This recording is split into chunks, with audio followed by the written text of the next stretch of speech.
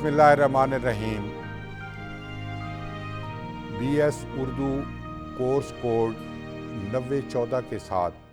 میں حاضر ہوں ارشد محمود ناشاد۔ آج ہم اس کورس کے پہلے حصے کی طرف آتے ہیں جس کا عنوان ہے علم بیان۔ علم بیان کیا ہے، اس کی اہم شاخیں کیا ہیں اور ان کو جاننا کس لیے ضروری ہے، اس کی افادیت اور اس کا ادب میں کیا مقام و مرتبہ ہے، یا ادب کی تفہیم میں یہ کیسے ہماری مدد کرتی ہے، یہ علم کیسے ہماری مدد کرتا ہے، اس پر ہم انشاءاللہ مختلف پروگرام پیش کریں گے۔ اب ہم محض یہ جانتے ہیں کہ علم بیان کیا ہے۔ معزز طلباء، انسان خلاصہ کائنات ہے، اسے تمام مخلوقات پر ایک فضیلت عطا کی گئی ہے اور اس کو جو شرف ملا ہے اس میں جو سب سے اہم بات ہے وہ یہ کہ اس کو بولنے، سوچنے سمجھنے کی صلاحیت اور اظہار کرنے کی لیاقت عطا کی گئی ہے۔ وہ جو کہا گیا ہے کہ وَلَقَدْ كَرَّمْنَا بَنِي آدَمَ، تو اس فضیلت میں، انسان کے اس شرف میں وہ باقی تمام مخلوقات سے بڑھ جاتا ہے۔ ماہرین آثار قدیمہ اور بشریات کے ماہرین یہ کہتے ہیں، اور ہماری تعلیمات اور روایات یہ بتاتی ہیں کہ انسان نے زمین پر جب سفر آغاز کیا تو جنگلوں اور غاروں میں وہ رہتا تھا، اور اپنی زندگی گزارنے کے لیے وہ درختوں کے پتے استعمال کرتا تھا بطور خوراک کے۔ پھر رفتہ رفتہ اس نے وہاں شکار کرنا شروع کر دیا جانوروں کا، اور اس کچے گوشت کو اپنی خوراک کے طور پر استعمال کرنے لگا۔ ابتدا میں اس کے پاس کوئی آلۂ گفتار نہیں تھا، زبان اس کے پاس موجود نہیں تھی، اگرچہ اعضاء کے طور پر تو یہ جیب اور اس سے متعلقہ جتنے بھی اعضاء ہیں یہ قدرت نے اس کو ودیت کیے ہوئے تھے، لیکن وہ زبان جو متشکل ہوتی ہے انسانی تجربات سے اور اس کے ارادوں سے اور اس کے افعال و اعمال سے، وہ ابھی تک وجود میں نہیں آئی تھی۔ اپنے دکھ درد کا اظہار کرنے کے لیے کبھی وہ چیخ کر اس کا اظہار کرتا، کبھی اس کے آنسو اس کیفیت کی غمازی کرتے، کہیں وہ مختلف طرح کے اشارے کر کے اپنی بات کو دوسروں تک پہنچانے کا جتن کرتا۔ یہ مختلف اسالیب، ظاہر ہے صدیوں انسان نے ان غاروں اور جنگلوں میں وہ رہا، اور اب بھی دنیا کے مختلف خطوں میں بعض غاروں میں انسان کے ان اعمال و افعال کی کوئی بہت بنیادی تصویریں اور اس کے وہ نشانات کہیں کہیں محفوظ ہیں، جن پر غور و فکر کر کے اس عہد کے انسان کی جو عزم و ہمت ہے، اس کی جو ارتقائی کیفیتیں ہیں، ان پر ماہرین نے لکھا ہے۔ تو وہ اشارے رفتہ رفتہ لکھنے کی اس میں آتے رہے، اور ابتدا میں ظاہر ہے وہ کوئی زبان اس طرح سے نہیں تھی، کوئی اشارہ واضح نہیں تھا، تو وہ تصویریں بنا کر اپنی کیفیت کو بیان کرنا چاہتا تھا، اپنے اندر کے احوال کو وہ تصویروں کے قالب میں ڈھال دیتا تھا۔ مثلا چاند کی تصویر بنا کر وہ رات کا اظہار کرتا، سورج کی علامت بنا کر اس کا نشان بنا کر وہ دن کا اظہار کرتا، کوئی درخت کی تصویر، کوئی پانی کے آب رواں کی کوئی تصویر، وہ مختلف طرح کی تصویریں اب بھی کئی غاروں اور مختلف دنیا کے خطوں میں وہ موجود ہیں۔ اس سے انسان کی اس مشکل کا ہمیں اندازہ ہوتا ہے، اس عہد میں انسان نے کس قدر مشکل حالات میں اپنے اندر کی بات کو، اپنے کیفیت کو، اپنے حال کو دوسرے لوگوں تک پہنچایا ہوگا۔ رفتہ رفتہ ان انسانوں نے اپنے ان اشاروں کو علامتوں کے قالب میں ڈھالنا شروع کر دیا. یعنی پہلے وہ پورا سورج بناتے، اب سورج بنانے میں کچھ وقت لگ جاتا، پھر یہ کہ پہاڑوں پر یا غاروں کی دیواروں پر کندہ کرنے کے لیے یا کھدائی کرنے کے لیے یا ابھارنے کے لیے اسے بہت جتن کرنا پڑتا اور اس میں بہت سارا وقت اس کا صرف ہوتا. اس نے رفتہ رفتہ ان پوری تصویروں کو علامتوں کے سانچے میں ڈھالنا شروع کر دیا، اور پھر ایک وقت ایسا آیا کہ وہ جو علامتیں تھیں وہ ان تصویروں کا نعم البدل بن گئیں، اور انہی علامتوں نے آگے چل کر یہ اعراب کی شکل میں وہ پہلے تھیں، پھر وہ حروف کی شکل میں متشکل ہوئیں، اور یہ جو ہم آوازیں منہ سے نکالنے پر قادر ہیں ان کی یہ ترجمان بنتی چلی گئیں. جب کوئی وہ لفظ ادا کیا جاتا ہے تو اس میں جتنے حروف کام کر رہے ہوتے ہیں وہ ان اشکال میں یا ان علامتوں میں ڈھالے گئے، اور ظاہر ہے کہ یہ کام بھی کسی ایک مخصوص زمانے میں نہیں ہوا، بلکہ صدیوں پر یہ پھیلا ہوا انسانی عمل ہے جس نے وہ زبان کی شکل متعین کی، اس کو لکھنے اور پھر اس کو سمجھنے کا جو وقوف تھا وہ حاصل اس نے کیا. اور یہ کئی صدیوں کی ریاضت کے بعد وہ دنیا میں جو اسکرپٹ بہت ابتدائی اسکرپٹ گنے جاتے ہیں، ان اسکرپٹ تک، ان رسوم خط تک، ان حروف تہجی تک انسان بہت دیر کے بعد پہنچا. لیکن مسلسل وہ سرگرم سفر رہا، اس نے کہیں بھی ہمت نہیں ہاری. ان نامساعد اور مشکل حالات میں بھی اس نے آگے کا سفر جو ہے وہ جاری رکھا، اور اپنی منزل کا خواب اس نے اپنی آنکھوں میں سجائے رکھا. رفتہ رفتہ جب وہ اظہار و بیان پر قادر ہو گیا، زبانیں وجود میں آنے لگی، ایک جگہ سے دوسری جگہ انسان منتقل ہونے لگے، تو پھر زبانیں بہت زیادہ زبانیں جو ہے وہ وجود میں آنے لگی. دوسری جگہ پر جانے والے گروہ نے وہاں کے احوال کو، وہاں کی کیفیات کو، وہاں کے موسموں کو، وہاں کے تغیرات کو جب دیکھا تو وہ پہلی جگہ سے کچھ مختلف تھے، تو اس مختلف کے اظہار کے لیے نئی طرح کی ویکیبلری یا نئی طرح کی لفظیات وضع ہوئیں، اور نئے طرح کے زبان کے اسالیب اور نئی طرح کی زبانیں جو ہیں وہ وجود میں آنے لگی. تو یوں انسانوں کا جو سفر تھا ایک جگہ سے دوسری جگہ، اور آپ کو پتہ ہے کہ چونکہ انسانوں کی اولین ضرورت خوراک تھی، پانی تھا،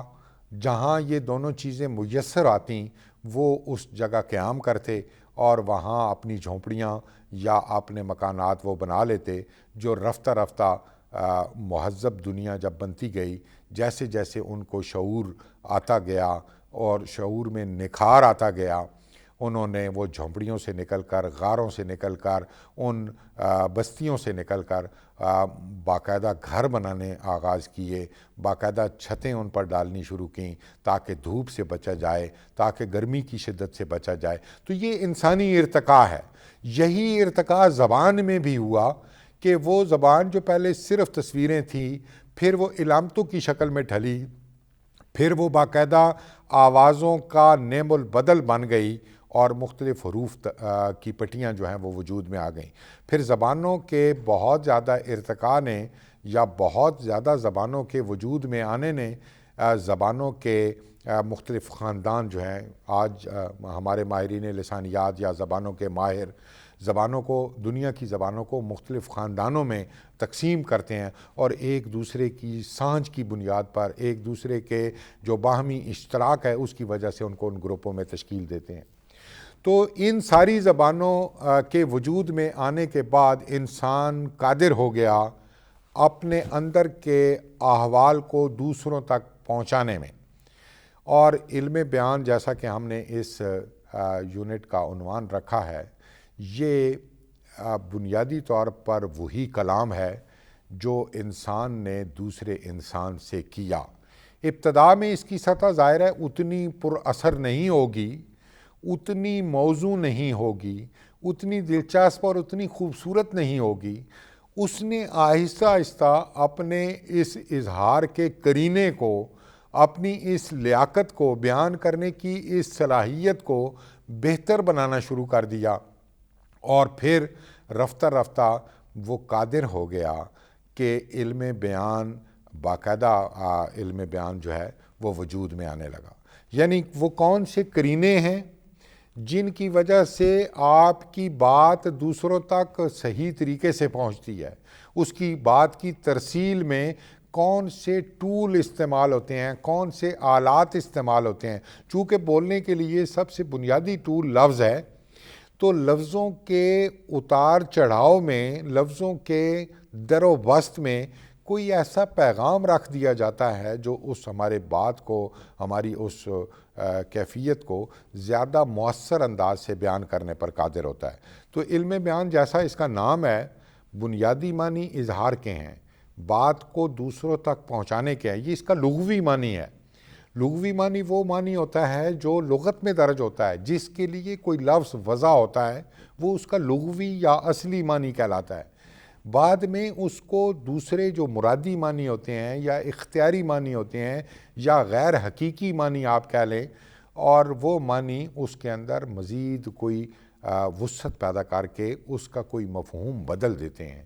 تو وہ اصطلاحی معنی جو ہیں وہ بن جاتے ہیں، ایک مخصوص ٹرم کے طور پر وہ استعمال ہونے لگتا ہے۔ تو علم بیان کا جو ظاہری مفہوم ہے، لغوی مفہوم ہے، جس کے لیے یہ لفظ وضع ہوا، وہ تو کلام کرنا، بات کرنا، اظہار کرنا، یہی اس کے معنی ہیں۔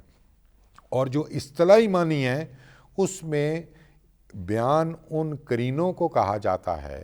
ان طریقوں کو کہا جاتا ہے، ان قاعدوں کو کہا جاتا ہے جو آپ کی بات کو زیادہ تاثیر کے ساتھ، زیادہ وضاحت کے ساتھ، زیادہ صراحت کے ساتھ اور زیادہ خوبصورتی کے ساتھ دوسروں تک پہنچانے میں معاون ہو۔ یعنی وہ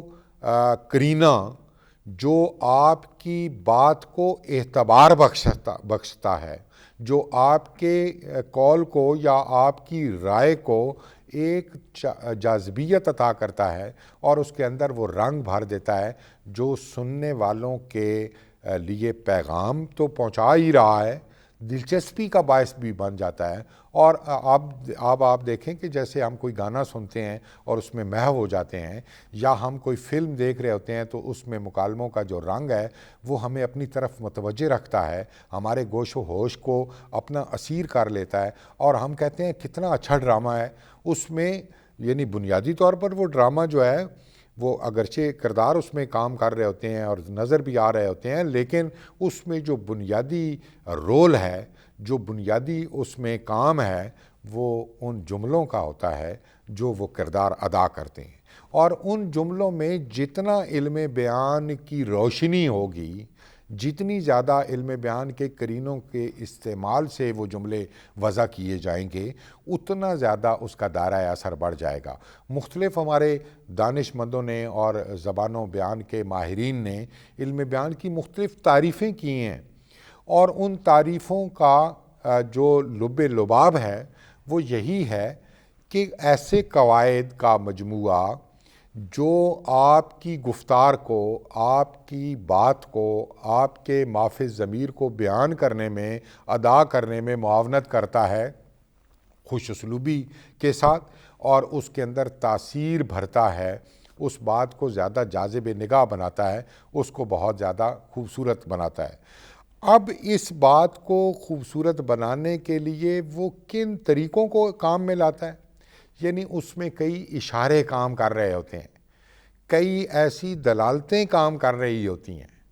یہ دلالت کیا ہے، اس پر ہم ایک الگ گفتگو کریں گے تاکہ آپ دلالت کی مختلف قسموں سے بھی واقف ہوں اور دلالت کے معانی اور مفہوم سے بھی آپ آشنا ہوں۔ سردست آپ کے پیش نظر یہ بات رہنا چاہیے کہ علم بیان وہ علم ہے جس میں کچھ قواعد مرتب کر دیے ہیں ہمارے ماہرین نے، زبان کے ماہرین نے، قواعد کے ماہرین نے۔ ان کی روشنی میں ہم کسی چیز کو مخصوص نام دے سکتے ہیں، اور اس کے استعمال سے شاعر اپنی شاعری کو چمکاتا ہے، نثر لکھنے والا اپنی نثر میں رنگ بھرتا ہے، عام گفتگو کرنے والا یا کوئی خطیب یا مقرر ان آداب کو ملحوظ خاطر رکھ کر ان کے برمحل استعمال سے اپنی اس گفتگو میں جاذبیت کا رنگ پیدا کر دیتا ہے۔ یہ بات یاد رکھنے والی ہے، جو بہت بنیادی بات ہے، کہ یہ جتنے بھی علوم ہیں ان کا بطور علم بار بار استعمال آپ کے کلام میں خرابی کا باعث بھی بن سکتا ہے۔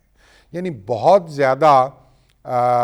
ان کے استعمال سے آپ کی گفتگو میں توازن باقی نہیں رہتا۔ وہ جو کہتے ہیں نا کہ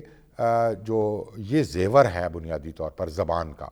علم بیان ہو یا علم بدیع ہو یا اور جو علوم ہیں، وہ زبان کے زیور ہیں، اور زیور وہی خوبصورت ہوتا ہے جو بوجھ نہ بنے اور جس کا بار گراں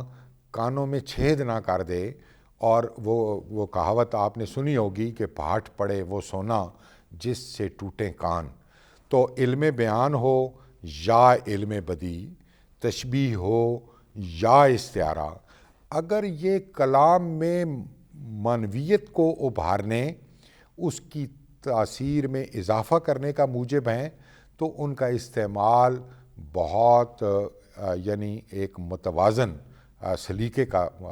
متقاضی ہے۔ اور اس سلیقے کے بغیر